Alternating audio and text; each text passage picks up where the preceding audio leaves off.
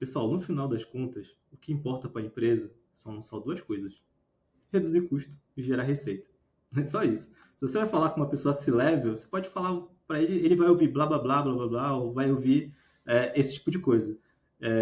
Não vai entender o que você está falando. Agora, se você falar em reduzir custo e gerar receita, você desbloqueia, né, ali muitas coisas para você. Então, como é que traduz isso? Hoje eu vou conversar com o Janderson Silva. Ele atua como Senior Staff Engineer na Rubla. Tudo bem, Janderson? Obrigado por aceitar o convite. Tudo bem, Eduardo? É um prazer estar aqui. Obrigado pelo convite. Imagina, cara, eu que agradeço. E antes de a gente começar a entrar no nosso papo aqui, né, sobre arquitetura, como é que a gente consegue influenciar, né, mudanças ali arquiteturais e tal, eu queria pedir para você contar um pouquinho sobre você, para quem estiver acompanhando a gente aqui, te conhecer um pouquinho melhor. Janderson, sou pai de dois filhos, né, o Noah, de 2 anos, e a Júlia, de 3 meses. E marido da Ellen. Cara, eu sou dev, acho que desenvolvedor, que chegou em posição de liderança, acho que como muitos de vocês que estão assistindo. E eu comecei a programar, acho que em 2001, foi quando eu comecei a ganhar dinheiro com isso. Eu aprendi sozinho ali no self-learning, autodidata. E, cara, eu era adolescente, eu não sabia o que eu queria ser quando crescer, mas com certeza eu tinha que ser fazendo programas de computador. E eu passei, acho que 10 anos assim, trabalhando para mim mesmo, por conta própria, e fazendo freelance. Foi legal porque eu ganhei muita bagagem, trabalhei em vários projetos, desde jogos, como Lineage 2, fiz sistemas de tudo quanto é tipo, e aí chegou a internet assim na minha cidade, que eu sou do norte do país, de Belém, no Pará. E, nossa, quando chegou a internet, eu não precisava mais ir na biblioteca pública da cidade para fazer fotocópia de livros e aprender as coisas, podia entrar em fóruns na internet para pesquisar. Mas eu tinha que hoje as pessoas chamam de síndrome do impostor. Eu me sentia um impostor, porque eu era capaz de desenvolver software, até alguns softwares bem robustos, como jogos, que já tinha centenas de pessoas online, como o Lineage, só que eu não tinha graduação, eu não tinha feito nenhum curso de nada, eu aprendi tudo sozinho com outras pessoas, né, que trabalhavam comigo e eu me ensinando, e eu me senti um impostor. Eu falei, putz, eu preciso fazer faculdade, porque a galera que faz faculdade deve ser assim um outro nível, né? Deve ser uma galera genial e tal. E tive dificuldade de entrar na faculdade, porque eu estudei a vida toda em escola pública, e aí, cara, fiquei 5 anos tentando conseguir entrar, depois de receber uma dica de um amigo que ganhou uma bolsa integral. Ele falou, cara, você tem que ler. Eu falei, mas eu leio bastante na internet. Ele falou, não, você tem que ler livros, né? E eu me viciei em leitura, eu lia, cara, 2 livros por mês, assim, de 300 e poucas páginas. Me viciei. Cara, e aí consegui tirar uma nota altíssima no Enem, acho que minha nota, enfim, foi bem alta, e aí eu ganhei bolsa integral para estudar em faculdade privada e passei em federal. E aí fiz graduação, não fiz no federal, porque naquela época tinha muita greve, e aí não sei como é que é hoje, fiz em particular, depois engatei 2 pós, e aí isso já foi na segunda década da minha carreira. Foi bem de boa a graduação, porque como eu já tinha muitos anos de experiência programando, então eu tirava 10 em todas as matérias assim que tinha relação com isso, né? Como o curso era bacharelado, nas que, sei lá, contabilidade, estatística e tudo mais, eu tinha um pouco mais de dificuldade, mas também foi bem de boa. Acabei me formando com honras e tal, o melhor aluno do curso, na pós-graduação foi a mesma coisa, e foi nesse momento que eu juntei toda aquela bagagem que eu tinha, que eu era um programador, bom programador, mas eu não tinha conceitos, seja eles científicos, teóricos, históricos e tal. E aí eu peguei toda a bagagem da academia e mais a experiência, e foi nesse momento que eu comecei a assumir posições de liderança. E mudei a chave na cabeça, né? De, putz, só gerar código gera valor, mas, cara, quando você lidera iniciativas, projetos, pessoas, o valor e o impacto é muito maior. Eu costumo dizer que sozinho você pode fazer muito, mas quando você faz em grupo, cara, você consegue ir muito mais longe e fazer muito melhor. Cara, bem legal conhecer a tua história aí, diferente do que a gente costuma ouvir, né, na maioria dos casos. E a gente ainda vai conversar sobre outros assuntos, cara. Mas entrando aqui, de fato, no nosso tema de de influência, né? Como é que a gente consegue influenciar positivamente, né? Enfim, em decisões ali arquiteturais e tal, grandes mudanças, refatorações e tal.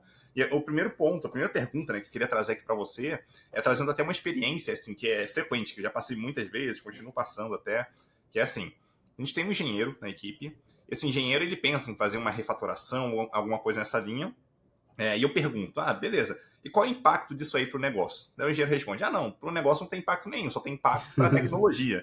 Então eu queria ouvir um pouquinho o que você falaria para o engenheiro numa situação dessa. Ele fala para você, cara, só tem impacto na engenharia, na tecnologia. O que dá para falar para o engenheiro? É uma situação bem delicada que eu enfrento com bastante frequência, agora bem menos, né? Mas eu já enfrentei também essa situação. Até comigo mesmo, já tive desse lado, do lado do engenheiro que acha que só codar resolve as situações. Mas assim, o que eu tenho falado, né? Ou o que eu falaria? Que o código, ele só faz sentido enquanto faz sentido para o usuário final. Isso pode ser anos depois de ir para a produção, dias depois, antes de ir para a produção. Então, se não está gerando valor para o negócio, é bem provável que não está gerando valor para o usuário final, porque acho que faz sentido que o negócio foca em gerar valor, porque é isso que faz com que o cliente pague e a empresa tenha receita, caixa, para pagar o nosso salário como desenvolvedor. Então, só focar na tecnologia sem se preocupar com o cliente é bem perigoso. Claro que existem exceções, mas se o software não está gerando valor para o negócio, não está gerando valor para o cliente, ele não faz sentido. E para mim foi bem difícil, Eduardo, virar essa chave, porque eu era muito apegado com o código que eu escrevia. E ainda mais quando a cobertura de teste estava a 100%, com a arquitetura que eu queria.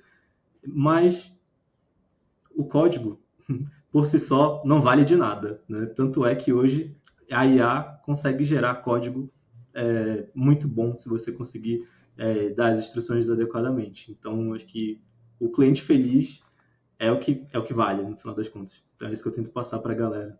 Sim.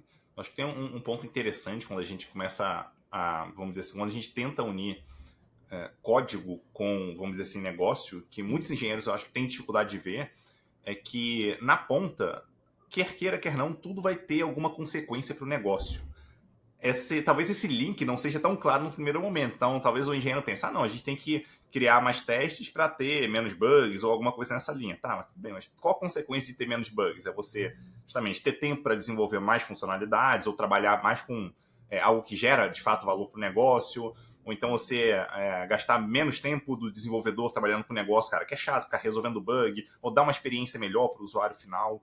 Então, acho que é interessante todo engenheiro se preocupar, né? Como que eu consigo fazer esse link de uma forma melhor, ou como que eu consigo conversar com uma pessoa que não é de tecnologia. Porque se eu converso com outro engenheiro, com um líder de tecnologia, é fácil eu falar, não, eu tenho que adicionar mais testes porque, beleza, eu sou líder de tecnologia, eu entendo disso. Eu sei a importância disso e tal. Mas agora, quem é, sei lá, quem é Product Manager, uma pessoa do negócio, financeiro, enfim, de outras áreas, não faz a ideia do valor que enfim, uma possível refatoração, uma mudança arquitetural vai ter no projeto. Porque para ela estar funcionando hoje, cara, continua do jeito que está, não tem que mudar nada. Só que em várias situações a gente consegue fazer mudanças que de fato vão trazer um resultado positivo para o negócio também. E a ideia, no final das contas, é isso. Né?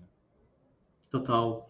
Uma coisa que eu percebo que a maioria de nós desenvolvedores faz nesses momentos de refatoração e tudo mais, sempre do lado do negócio, do produto, vai vir um prazo. Principalmente quando a pessoa que está na posição de Product Manager ou Engineer Manager até que não, mas pessoas de produto, de negócio, se elas não entenderem o que nós estamos fazendo, eventualmente o prazo pode ser ainda menor. E o que eu tenho visto muito por aí? A galera cortando de testes, cortando assim fundamentos do software que não deveria para poder entregar as coisas no prazo. E aí fica aquela coisa assim, né, que fica aquele software que poderia ser melhor.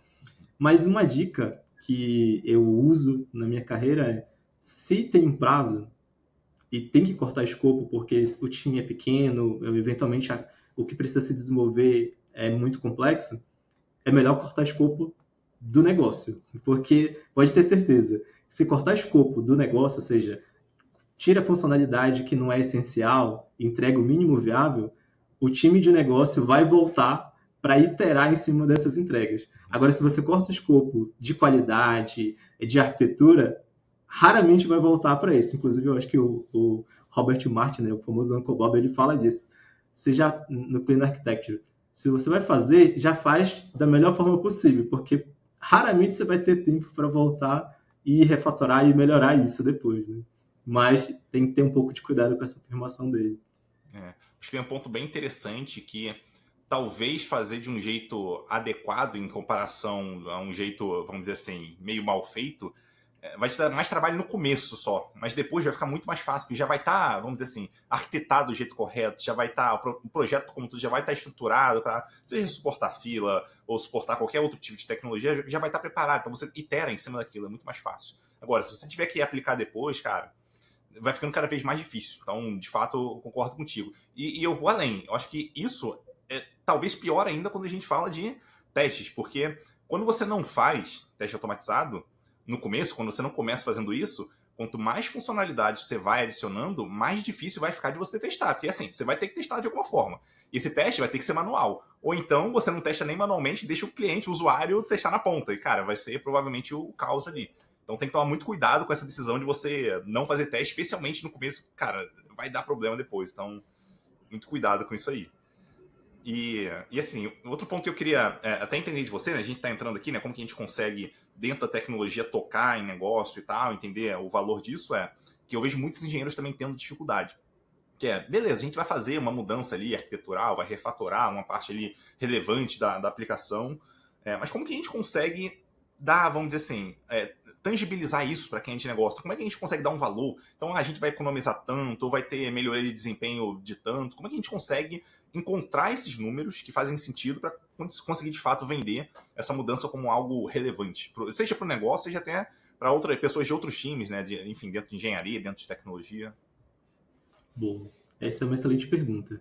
Eu acho que o primeiro passo é entender o que que passa na cabeça de pessoas de negócio, de produto. Não interessa a empresa que você trabalha, o quão legal ou não ela é, ou o mercado que ela está. Pessoal, no final das contas, o que importa para a empresa são só duas coisas: reduzir custo e gerar receita. É só isso. Se você vai falar com uma pessoa C-level, você pode falar para ele, ele vai ouvir blá blá blá blá blá blá, ou vai ouvir esse tipo de coisa. Não vai entender o que você está falando. Agora, se você falar em reduzir custo e gerar receita, você desbloqueia, né, ali muitas coisas para você. Então, como é que traduz isso? Se nós pararmos para pensar, tudo que a gente faz está nessas vertentes. Tudo que a gente faz ou vai aumentar custo ou reduzir custo. Dificilmente vai permanecer inerte. Ou vai gerar receita ou vai diminuir receita. Por exemplo, quando é que diminui receita? Quando a gente sobe um software em produção questionável, né, assim, de ponto de vista de qualidade, e qualidade nos dois sentidos, seja qualidade no sentido de o que o usuário estava esperando de comportamento e não aconteceu, né, versus um código muito bugado, né, que às vezes a funcionalidade está correta, mas o código está com bug. Nesses dois sentidos. Se nós pararmos para pensar, quando a gente sobe um software assim, que não atende a necessidade do cliente, o cliente ele fica frustrado. E aí começa aquelas palavras que às vezes você, como desenvolvedor, ouve e não entende, churn e etc. O que é isso? É o cliente estar chateado, né, ou insatisfeito com a entrega que foi feita e ele resolve ir para o concorrente, né? Então, ou seja, além de deixar de gerar receita, pode começar a gerar prejuízo, porque às vezes, com o churn alto, ou seja, clientes saindo do seu produto, deixando de usar, além de deixar de entrar receita nova, pode ser que comece a não se pagar o que está em produção, porque se você parar para pensar, todo o código que você coloca é mais memória RAM que precisa ser usada, é CPU, é rede, é disco, é tudo, e tudo isso tem um custo. Você pode não ver as invoices que as nuvens enviam para a sua empresa, mas elas com certeza têm um valor significativo ali no faturamento da empresa.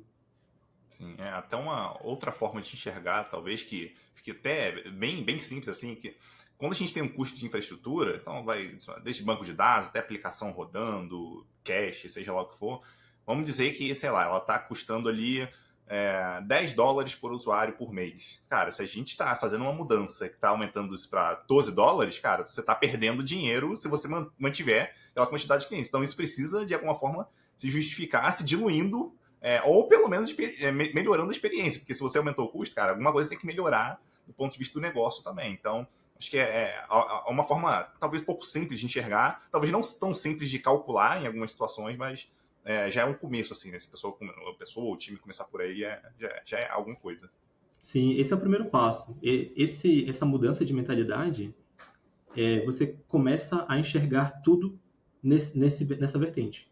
Aumenta custo, reduz custo. Gera receita, dá prejuízo. Então, acho que esse é o primeiro passo. E, é claro, buscar na literatura ou com pessoas mais experientes diversas técnicas. Mas não adianta, eu acredito, do ponto de vista de engenharia, você só ir em busca dessa informação de forma aleatória. É preciso entender, começar a entender realmente a linguagem do negócio. Empresas que eu vejo de muito sucesso, Eduardo, o que elas fazem? Na engenharia, a engenharia não é aquela engenharia de antigamente que você passa a pizza por baixo da porta e sai software, sabe? As pessoas engenheiras, elas conhecem tão bem a linguagem de negócio e o produto que elas são capazes até de dar um treinamento de onboarding de pessoas de negócio que estão começando na empresa. Então, quando nós, da engenharia, nós conseguimos entender o que de fato é o core business da nossa empresa, o que é o nosso negócio, o que diferencia a nossa empresa dos concorrentes. Então, isso começa na nossa cabeça até a gente repensar o que a gente está fazendo. Por exemplo, eu já vi times quererem atualizar para a última versão do React, porque ela era muito legal e ela tinha acabado de ser lançada e estava no hype, estava todo mundo querendo fazer essa refatoração. Uma refatoração absurda que ia levar vários ciclos, sprints do time. Como é que justifica isso? Não justifica. Não justifica, sabe? Que valor isso vai gerar para o negócio? Nenhum, sabe? A galera queria mudar de function para error function, sabe? Eu lembro como se fosse hoje. Então, me pediram ajuda para justificar. E eu falei, pessoal, não justifica. Não vai gerar valor para o negócio, vai aumentar o nosso custo aqui, porque a gente vai ter que trabalhar para caramba para fazer isso, enquanto a gente deixa de fazer funcionalidades que realmente o cliente está precisando. Então, eu acho que o equilíbrio, ele é importante. Se esse time ele tivesse a visão de negócio, ele ia ter um pouco de mais de maturidade para entender que, ok, em algum momento nós vamos fazer essa refatoração, mas vai ser quando? Quando a versão que eu uso ela começar a perder suporte, tiver vulnerabilidade de segurança, tiver uma deadline ali de descontinuidade, sabe? E até evita você ir com muita sede ao pote uma tecnologia nova, uma versão nova, que não está bem testada, né, em produção, que eventualmente tem melhorias para serem feitas. Então, acho que esse equilíbrio ele vem à medida que o time ele passa a ter mais maturidade, entender um pouco mais do negócio, sabe? E focar realmente em ajudar o negócio a crescer e ser mais rentável e parar de pé. Sim. Eu acho que é muito legal isso, porque isso dá uma, vamos dizer assim, quando a gente tem um engenheiro que ele consegue dar uma justificativa bem fundamentada do ponto de vista do negócio, cara, isso demonstra um outro nível de senioridade. Não é aquela coisa de, não, vamos mudar porque lançou a versão nova, porque melhorou em 15% o desempenho, mas você vai usar, cara, não, tá tranquilo, tá funcionando bem o app, mesmo, sei lá, em notebooks velhos, sei lá, tá funcionando relativamente bem, então, tipo, não tem muito motivo aqui pra mudar. Então, acho que é legal, né, a gente conseguir se aprofundar para conseguir chegar lá. E eu entendo também, assim, de engenheiros, cara, já atuei muito como engenheiro no dia a dia, eu programo até hoje, então tem coisas que às vezes eu quero mudar assim que, cara, é legal fazer, mas não vai trazer valor pro negócio. Então, se não vai, tudo bem, cara, a gente não faz, ou adia, né? Se der pra gente adiar, e tá tudo certo também. Desde que não adie indefinidamente até se tornar um problema, de fato, mas, cara, quando estiver chegando lá, a gente muda, né? E assim, para você que está acompanhando aqui a gente, basicamente, o grande, vamos dizer assim, né, motivador dessa conversa que eu estou tendo aqui com o Janderson foi uma postagem que ele fez no LinkedIn, que inclusive vou deixar o link aí nas notas de podcast, na descrição do vídeo. E um dos pontos que você coloca lá, Janderson, é que é legal você, de alguma forma, mapear os stakeholders que, enfim, vão ter contato ali com essa mudança arquitetural, com eventualmente alguma refatoração que você vai fazer. Queria entender por que é interessante fazer esse mapeamento de stakeholder. Qual a vantagem que a gente tem fazendo isso? as vantagens elas são significativas. Por quê? O que eu percebi ao longo da minha carreira, mais de 20 anos desenvolvendo e trabalhando em projetos diferentes, foi que muitas vezes a engenharia tinha excelentes propostas. Propostas que sim, elas iriam reduzir custo, ou aumentar receita, sabe? Iria evitar um certo prejuízo no futuro, por exemplo, com bumps que tinha problemas de segurança que precisavam ser feitos. A grande dificuldade que eu percebia era que a engenharia tinha muita dificuldade de comunicar isso, de vender essas coisas. Ela falava techniquez e ninguém entendia quem não fosse da engenharia. Então, uma das coisas que eu comecei a perceber que dava certo, eu comecei a ver quando dá certo, como foi feito? Quando não era aprovado as propostas, como é que foi apresentado? E eu comecei a perceber que as propostas que eram aprovadas, elas começavam pelo impacto. Então, ou seja, qual é o impacto para o negócio que essa mudança arquitetural, ou seja, o que for, que eu ou meu time pretende fazer, vai gerar? E quando a gente fala de impacto, é de modo geral.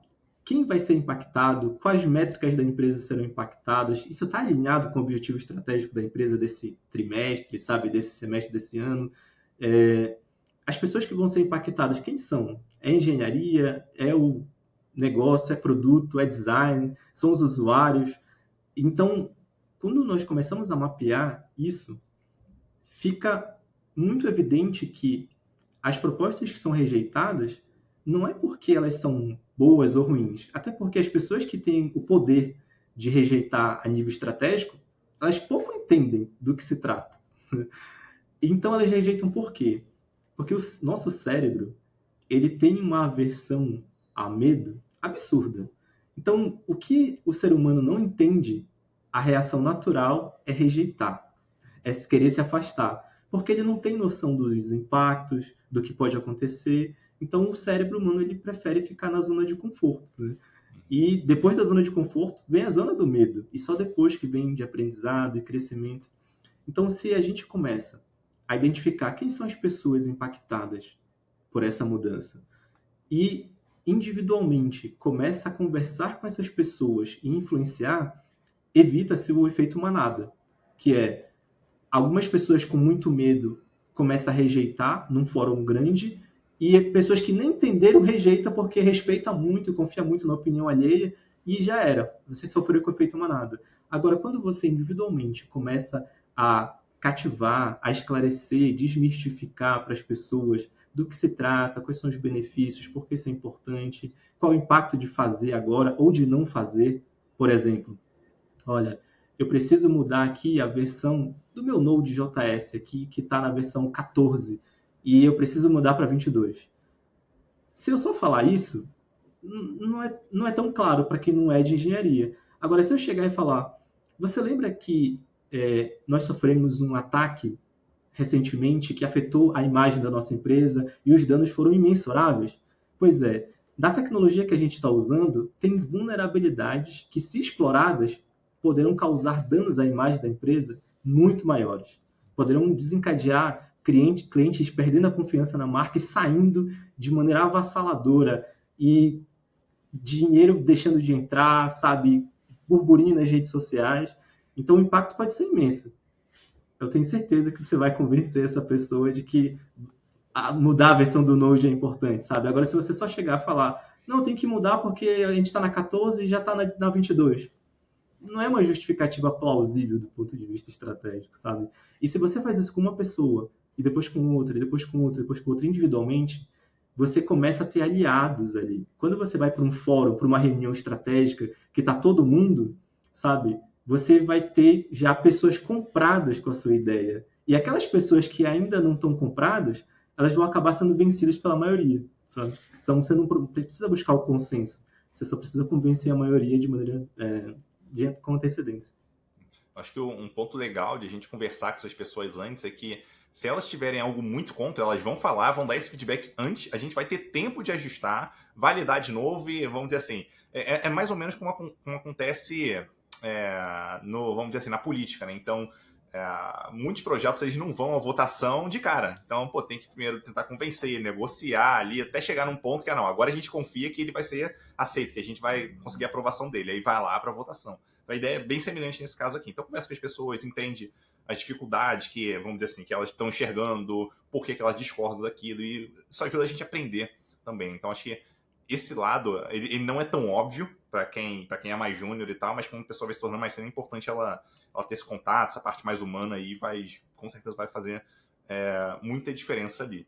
E até em cima disso, outro ponto que eu queria aproveitar para entender contigo ok, é legal conversar com os stakeholders ali, pessoas que são chave, né, enfim, em relação à decisão e tal, mas como que a gente consegue identificar essas pessoas? Porque não é todo mundo que tem, vamos dizer assim, a mesma importância ou que vai ser tão relevante assim para aquela decisão. Como é que a gente consegue encontrar essas pessoas que são chave ali para a gente, de fato, estar mais próximo e conseguir, né, ajustar de acordo com a necessidade delas?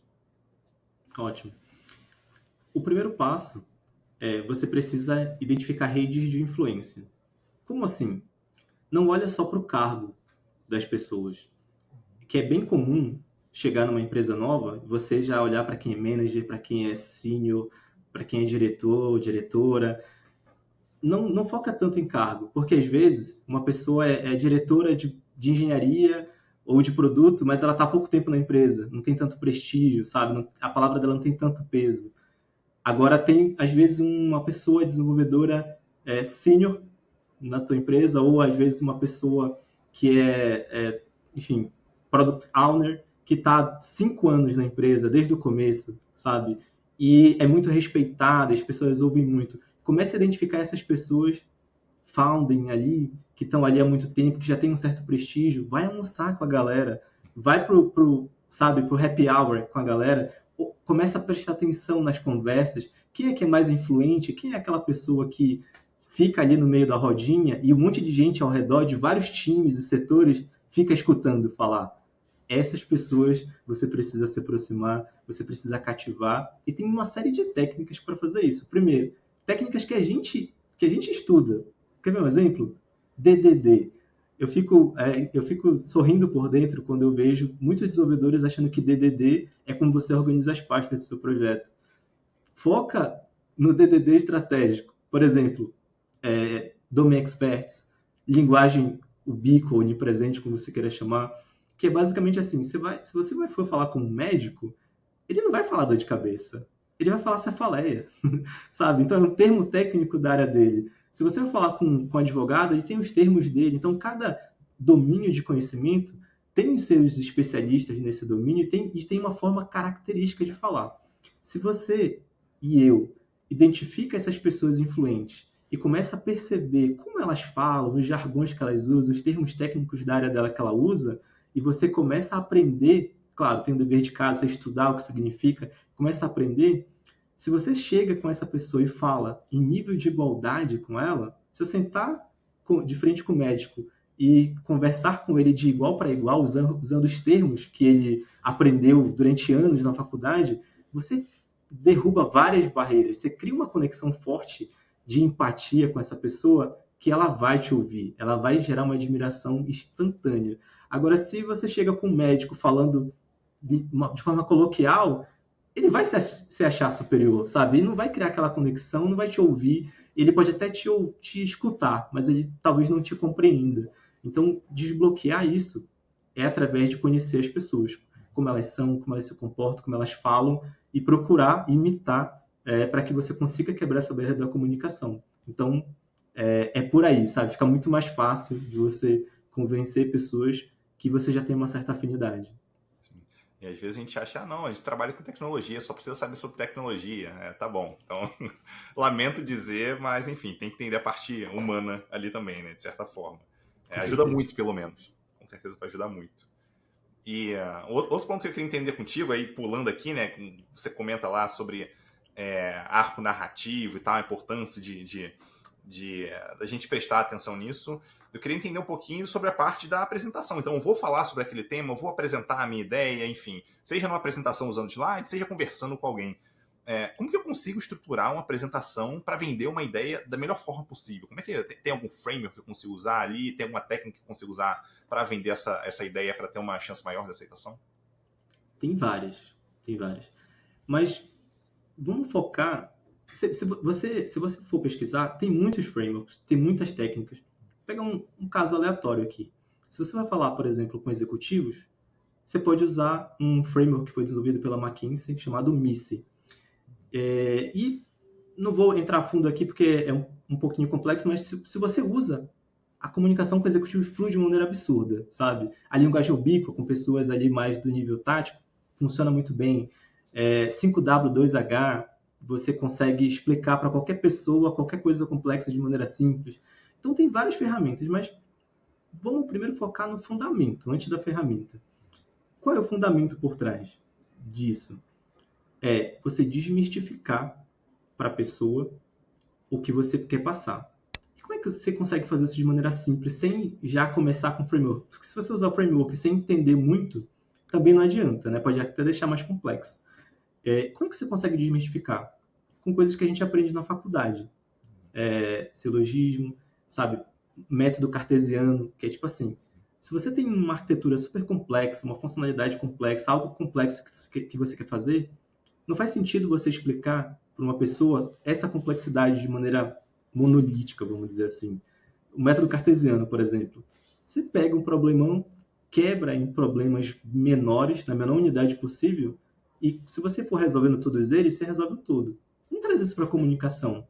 Ao invés de você trazer vários argumentos aleatórios, por que você não foca no impacto e você diminui isso numa unidade que seja muito fácil da pessoa entender? E de forma recorrente, você vai encadeando essas ideias, seja numa apresentação de slide, seja num documento que você compartilha com as pessoas, ou falando mesmo ali em vários pequenos one-on-ones que você vai tendo com a pessoa, ou mensagens ali na sua ferramenta de mensagens, seja Slack ou qualquer outro. Você vai dando pílulas de conhecimento para a pessoa, de forma encadeada, ou seja, você vai encadeando essas ideias, desmistificando pequenos pontos, e quando você vê, você e a pessoa entenderam toda a complexidade através de pequenos encadeamentos. É muito mais eficaz do que você pensar em vários argumentos que eventualmente são até válidos, mas que não tem uma sequência lógica. Não tem uma ligação entre esses argumentos, sabe? Eles são meio aleatórios. Essa aleatoriedade buga a cabeça de qualquer um. Então, a primeira coisa que ela faz, se ela não entendeu muito bem, ela começa a usar, de forma até inconsciente, várias falácias. Por exemplo, falácia do espantalho. Você falou uma coisa, ela entendeu outra, e ela traz um argumento que derruba o seu argumento, mas nem era o seu argumento. Sabe? Então, a pessoa começa a entrar num loop ali com você de não entendi, ou entendi errado, não concordo, e já era. Você perdeu ali a pessoa. Então, acho que é por aí, sabe? Você começar a ter encadeamento. Se você quer usar argumentos, um negócio mais silogismo ali, que a gente aprende desde ali nas escolas ali aristotélicas, traz poucos argumentos e argumentos que estão conectados entre si. Isso vai facilitar com que a pessoa te compreenda. E compreensão não quer dizer que a pessoa concorda. Às vezes a pessoa compreendeu perfeitamente a sua ideia e ainda assim ela não concorda. Por motivos ocultos ou qualquer outra coisa que seja, conflituosos. Então é interessante separar essas duas coisas também. Um outro ponto que eu queria entrar um pouquinho mais a fundo contigo também é a parte de planejamento. Então vamos dizer, cara, que eu pensei lá na mudança arquitetural, foi aprovada, a galera curtiu e tal, só que ela pode ser um pouco grande, né? Pra gente conseguir levar isso ao longo do tempo, ao longo de meses aí, quem sabe um ano e meio, essa mudança pode ser algo complexo. Então como que a gente consegue criar um plano legal pra gente ter, vamos dizer assim, mais chance de conseguir chegar lá no final, que é o que a gente planeja, que a gente gostaria de fato, montando um plano minimamente decente ali. Como é que a gente consegue fazer isso? O que a gente deve incluir nesse plano? Quais os cuidados que a gente deve tomar para evitar, vamos dizer assim, fugir do caminho? Criação de planos, principalmente quando envolvem projetos complexos, as pessoas naturalmente têm muito medo de coisas Big Bang, viradas grandes, porque o impacto pode ser muito grande. A reversão disso pode ser muito difícil.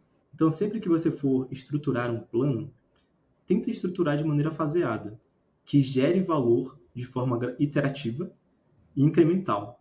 É bem mais fácil e factível de ser aprovado dessa maneira. É como se stakeholders quisessem primeiro colocar um pezinho na água, sabe? Para ver se está gelado antes de entrar de corpo inteiro. É mais ou menos essa a ideia. Então, pega algo que seja menor, não tão pequeno como uma primeira entrega, que o risco seja baixo e o valor seja alto. Por mais que no seu projeto seja só isso, que o risco seja baixo. Sabe? Então, por quê?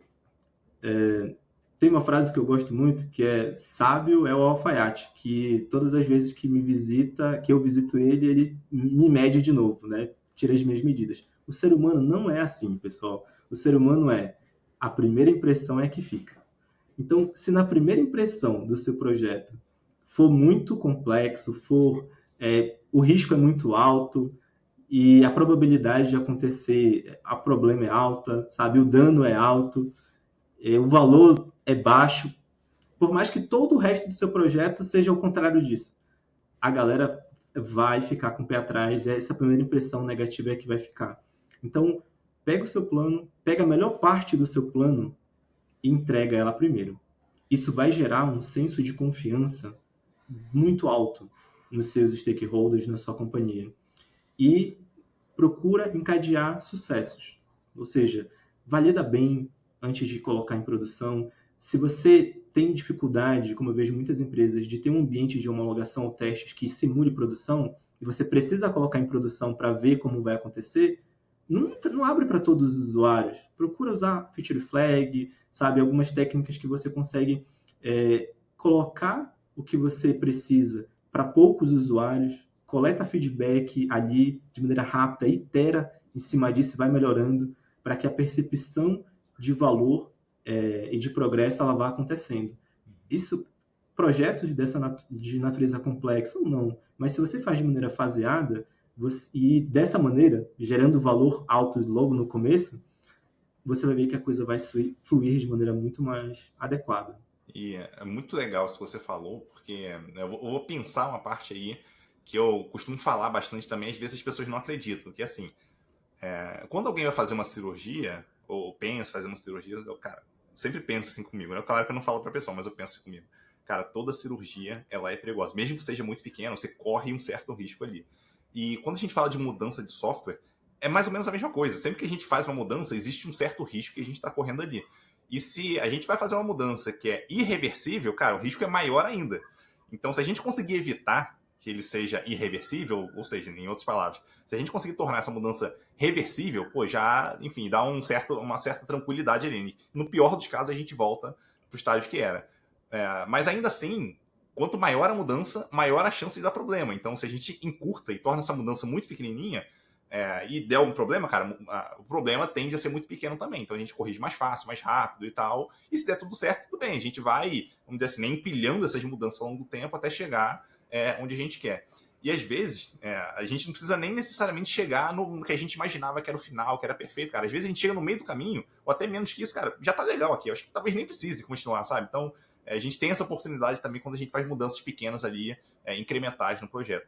Eu sei que às vezes a gente quer, tipo, não, eu conheço o resultado perfeito que eu quero, mas, cara, é software, você não sabe o que você está correndo de risco ali, cara. Então, às vezes, você não precisa disso tudo. Então, quando a gente vai dando pequeno espaço, acho que é muito legal. Tudo bem a gente pensar numa ideia grandona, mas, cara, vamos começar executando pequenininho, aprendendo ao longo do caminho. Às vezes, o ganho de desempenho que a gente imaginava que a gente ia ter, a gente não vai ter. Então, a gente vai ter que repensar, talvez rearquitetar aquilo que a gente já tinha mudado. Então, ter essa mentalidade, cara, vamos fazer pequeno e crescendo ao longo do tempo, eu acho que é bastante prudente, vamos dizer assim, né? E prudência é importante quando a gente pensa no resultado de negócio que a gente está querendo criar, porque ele pode ser negativo também. Às vezes a gente não considera isso, mas o resultado pode ser negativo. Você comentou mais cedo isso, cara, é super verdade.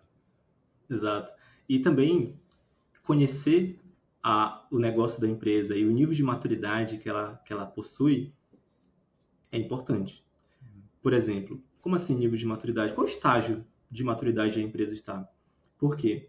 Empresas em estágio muito inicial, elas ainda não têm certeza se o produto tem fit, se tem realmente um público, se vai dar certo.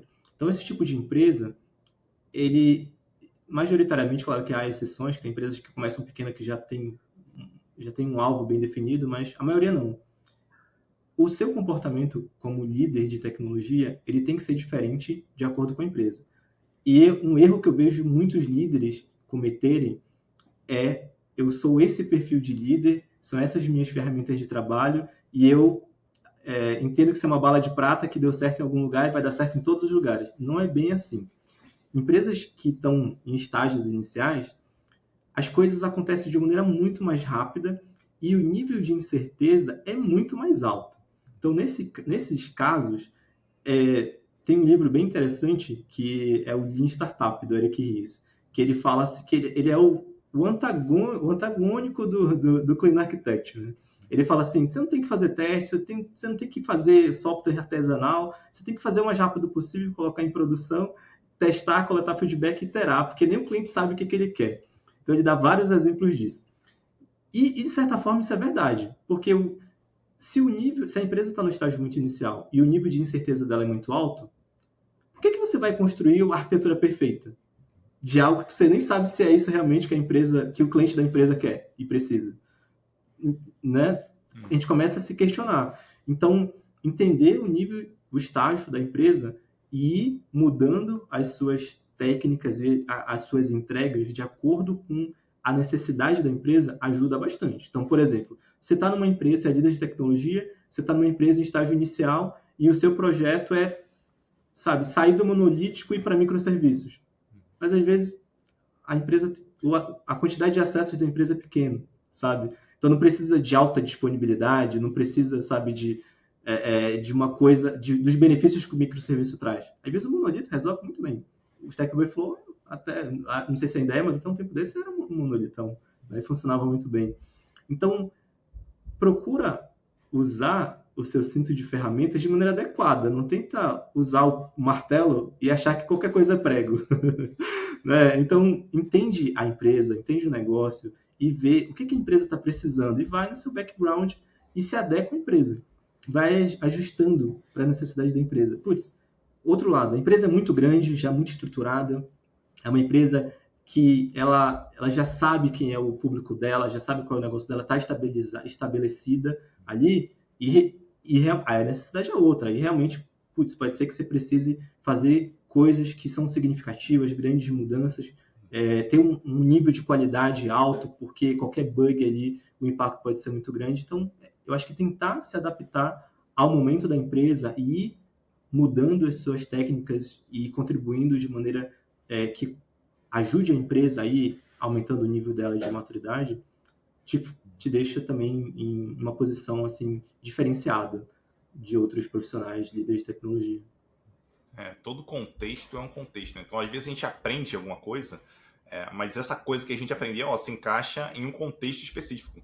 Tem até uma palestra do Kent Beck que ele fala sobre isso, né? Sobre a passagem dele no Facebook. Ele comenta ali que ele achava muito estranho que lá as pessoas não se preocupavam tanto com testes automatizados. Ele, pô, como assim as pessoas não se preocupam com teste, cara? Na minha vida toda isso foi super importante e tal.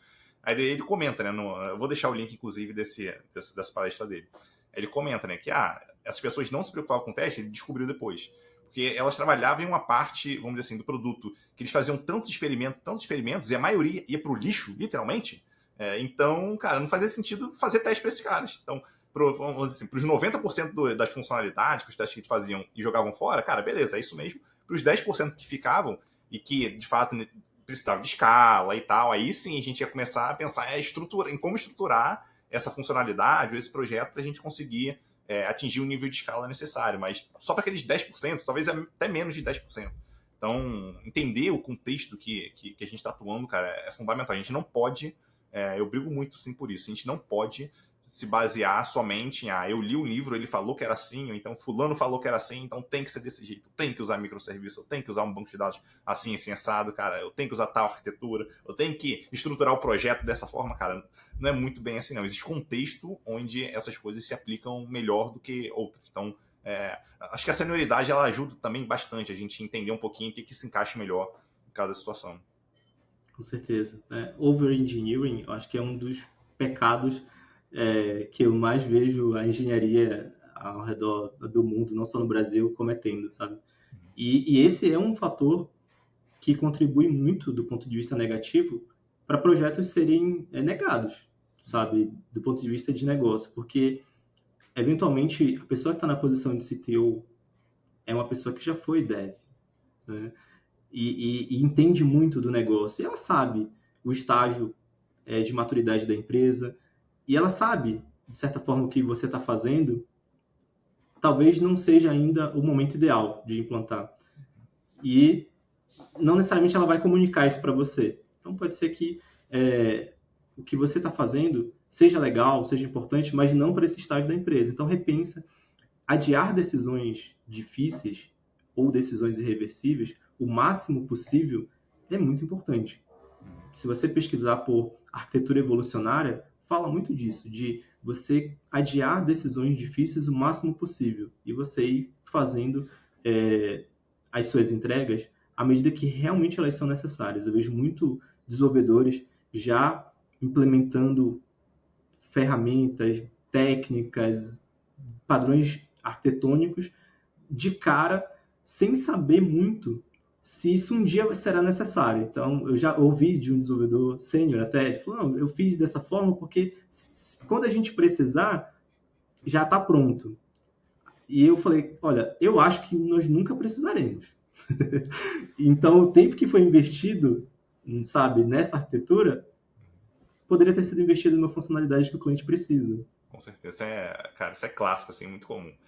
E outro ponto que é importante também, você comenta no seu post lá no LinkedIn, quando a gente pensa em mudanças arquiteturais, é a parte de trade-offs, né? Então, quando a gente está falando de trade-offs ali, enfim, acho que o primeiro erro talvez seja, cara, não considerar isso, como você mencionou na postagem, não, a solução é essa e pronto, beleza, mas o que mais você considerou? Não considerou nada, cara? Então, será que é a solução perfeita? Então, que a gente nem precisa considerar nada? Talvez esse seja o primeiro erro, né? Mas o que eu queria entender um pouquinho mais de você é o seguinte, né? Como que a gente faz para analisar esse trade-off, para analisar de forma ali adequada para a gente, de fato, escolher vamos dizer assim, uma opção melhor? Porque, às vezes, acho que a gente pode correr muito risco de eu já tenho a solução na minha cabeça, eu até considero alguns trade-offs, mas, cara, eu não considero tanto, porque eu já tenho a solução, eu já sei, entre aspas, qual é a solução correta. Então, como é que a gente consegue fazer uma análise boa ali de trade-offs para saber se a gente realmente está caminhando na direção correta, se eventualmente é melhor eu decidir por algo um pouco diferente do que eu estava pensando? Acho que esse é um tema delicado, Eduardo, porque envolve ego. E eu falo por mim, né? Já há muito tempo de carreira e tudo mais, então eu já tinha passado por situações que parecia déjà vu. Então eu falei, poxa, eu já passei por essa situação, pela mesma situação, pelo menos 3 vezes. Mas uma coisa que eu não considerava era que eram empresas diferentes. Era a mesma situação em empresas diferentes. Então, para você que é dev, não é uma função pura que você passa os parâmetros, ela retorna sempre os mesmos resultados. Não é. Tem side effects. Então, ou seja, é a mesma situação, mas o mercado é diferente, o nível de maturidade da empresa é diferente, o produto é diferente, então os resultados podem ser muito diferentes. E o que mais prejudica a gente, como desenvolvedor ou líder de tecnologia, é o viés inconsciente. Ou seja, é aquele seu viés que você tem, mas que você não tem consciência que você tem. Porém, você pode não perceber, mas outras pessoas percebem que você tem esse viés, que é mais ou menos assim, eu não sei que eu não sei, sabe? Então é um ponto cego na sua cabeça, você não sabe que você não sabe, e aí tem gente que sabe que você não sabe, e essas são as pessoas que vão rejeitar os seus projetos e nem vão te falar por quê.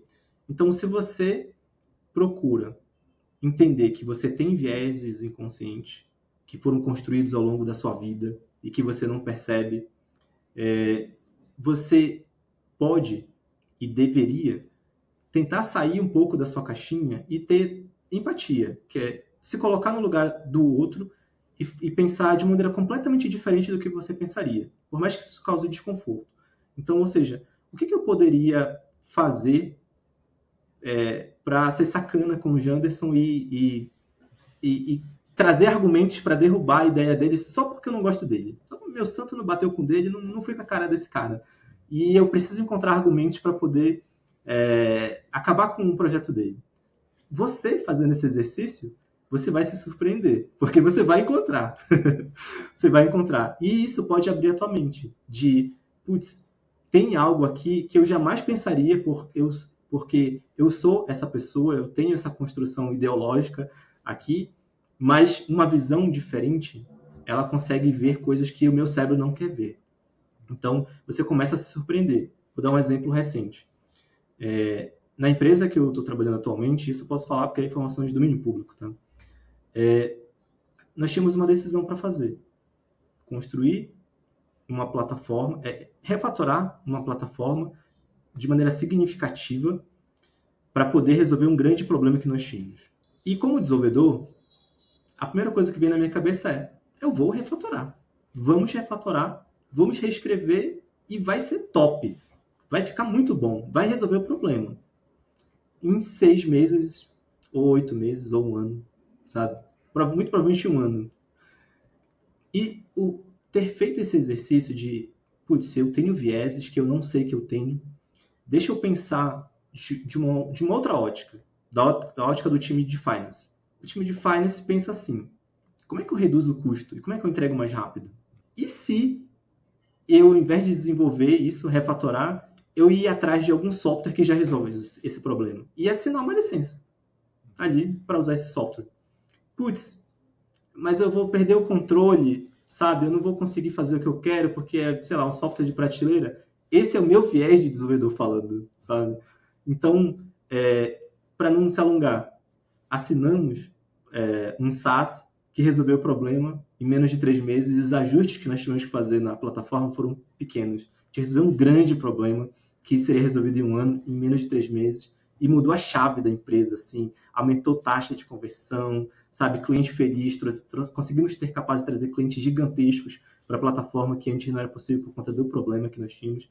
E como desenvolvedor, jamais pensaria isso, por conta dos meus vieses. O meu viés era: eu vou refatorar porque eu sou um engenheiro de alta performance, o meu time todo é um time de alta performance, está aqui o Dorametrics para provar. Nós conhecemos e dominamos a tecnologia e a gente consegue desenvolver. Então, esse era o viés, sabe? Então, começa a pensar fora da caixa e pensar com a ótica de outras pessoas que você vai se surpreender. Isso é muito doido, assim. Eu trabalhei numa empresa onde a gente tinha um blog e esse blog ele foi criado do zero ali pelos programadores. Cara, é só usar o WordPress, tá pronto, você escolhe o tema que você quiser. Quer mudar o tema? Tem, você vai lá e muda o tema e escreve o tema, não escreve o blog inteiro, sabe? Então, cara, quando dá para usar ferramentas externas assim, acho que é bem interessante. Eu entendo que programador médio, ele quer criar, porque tem mais maleabilidade, faz do jeito que quiser, mas às vezes não é tão relevante.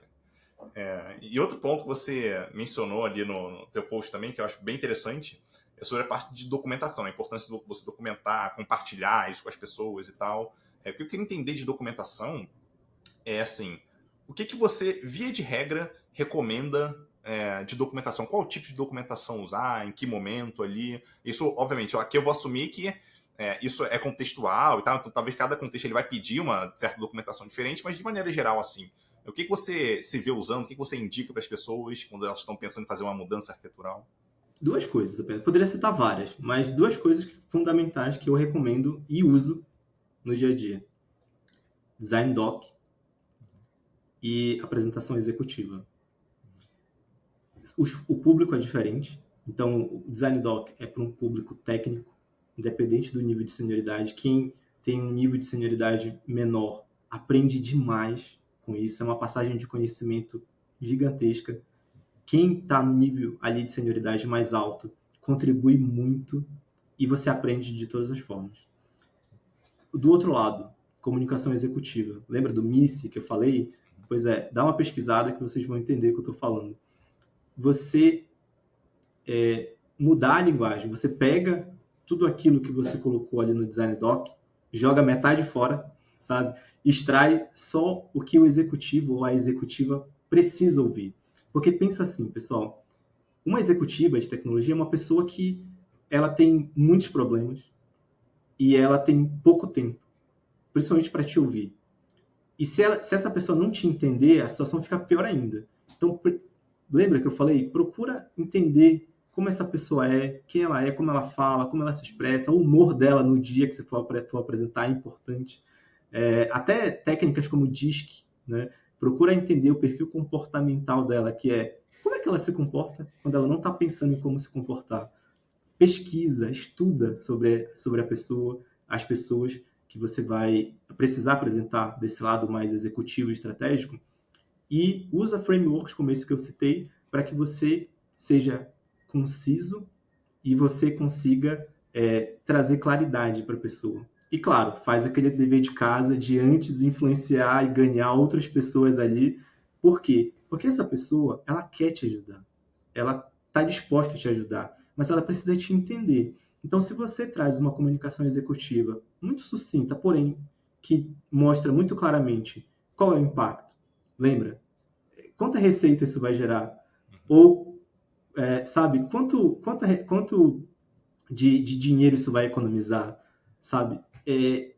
Mostra que você pesquisou, lembra dos viés inconscientes? Olha, essas aqui são as alternativas e elas não foram escolhidas pelos motivos A, B e C. Logo, entendemos que a alternativa é essa. A pessoa já vai te admirar porque ela vai ver que você não é um amador remunerado. Você realmente é um profissional que não deixou o teu viés inconsciente dominar e você pensou na empresa e viu possibilidades ali, você coletou feedbacks, né? Você iterou em cima disso, então não é algo enviesado, é realmente algo profissional. E você vai induzir a uma decisão. Ou seja, você vai induzir a pessoa, você vai dizer para ela o que você quer que ela decida. Porque, às vezes, a apresentação é ótima. Ela só falha em dizer para a pessoa executiva o que ela tem que decidir e qual o caminho que ela quer que seja decidido. As pessoas não falam. E a pessoa executiva, ok. E agora, decido o quê? O que eu tenho que falar? Ela acaba falando uma coisa que, eventualmente, não é o que você esperava. Só por uma falha de comunicação. Não porque ela queria sacanear com você.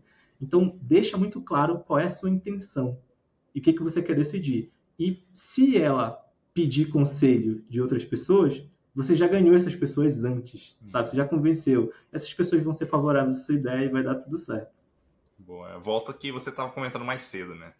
E para a gente fechar aqui, eu queria fazer uma pergunta diferente, que é assim, qual foi, na tua visão, a gente não precisa entrar talvez em detalhes de empresa e nada assim, mas ao longo da sua carreira, qual foi a pior decisão arquitetural que você já fez? Nossa, essa pergunta é bem difícil, né? Eu já tomei decisões que foram ruins. Uma das decisões que eu tomei,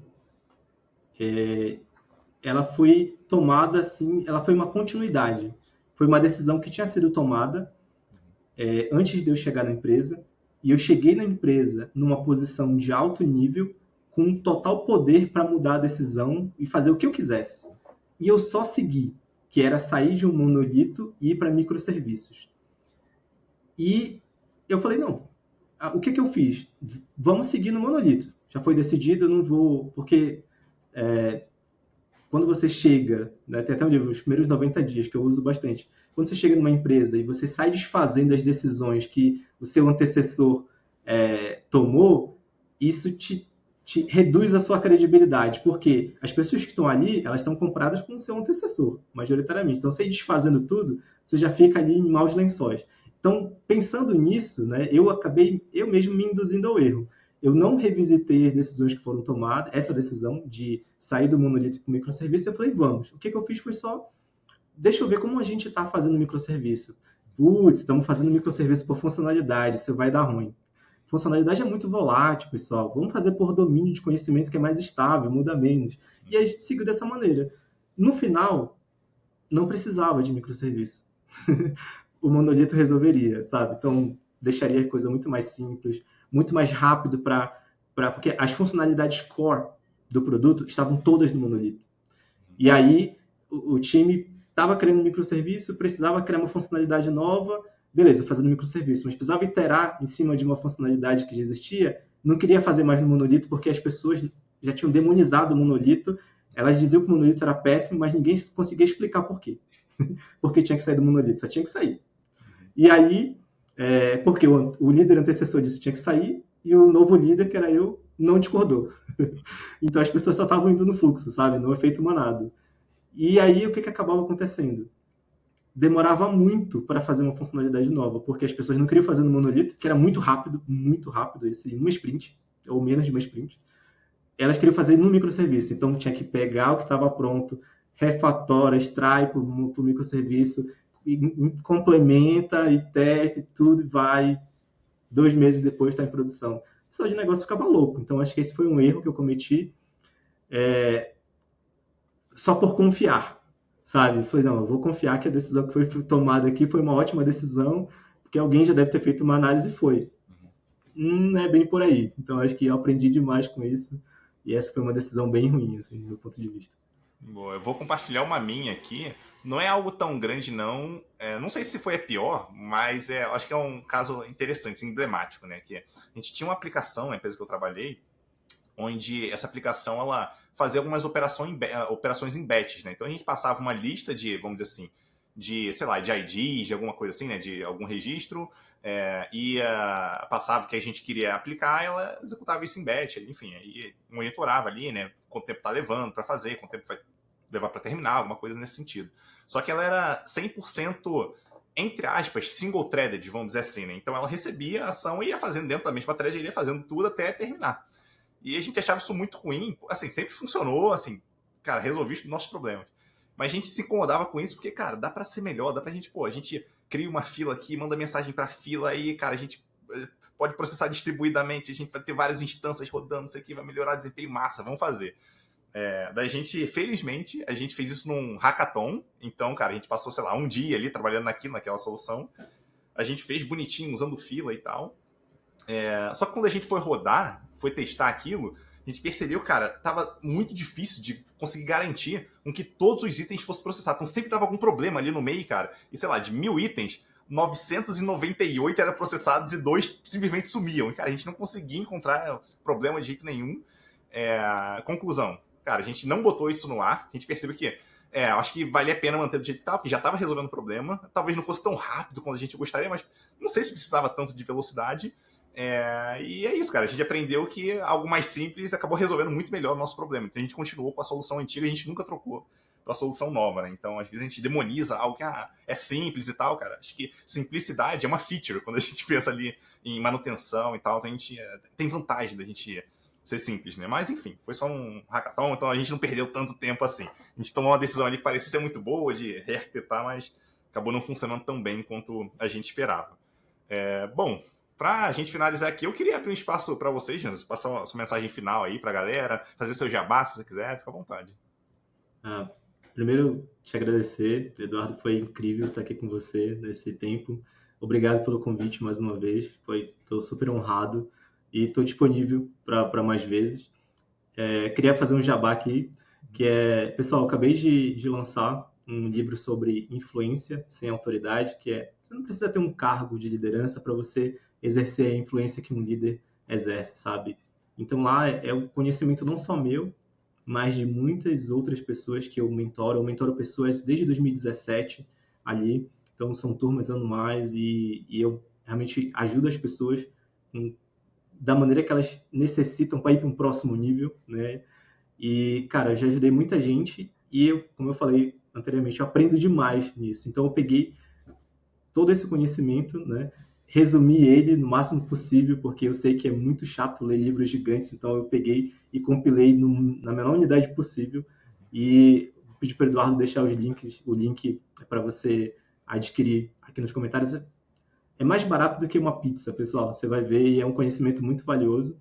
E eu também tenho programas de mentoria. Muita gente está me procurando, mas infelizmente a turma desse ano já fechou. Se você quiser participar da mentoria, tem que ficar na lista de espera. E a galera que precisa muito me cobrou, cara, como é que você pode me ajudar de outras formas que não seja da mentoria? Eu estou em vias de lançar um curso, então me segue nas redes sociais, que o curso é o mesmo material da mentoria, só que a mentoria é muito especializada, né, para cada problema. O curso ele traz o que eu percebi que 90% das pessoas desenvolvedoras e líderes de tecnologia enfrentam de dificuldade. Então eu peguei esse material e estou compilando num curso que eu estou lançando em breve. Então é isso. É uma forma de devolver para a comunidade tudo aquilo que eu recebi ao longo desses anos.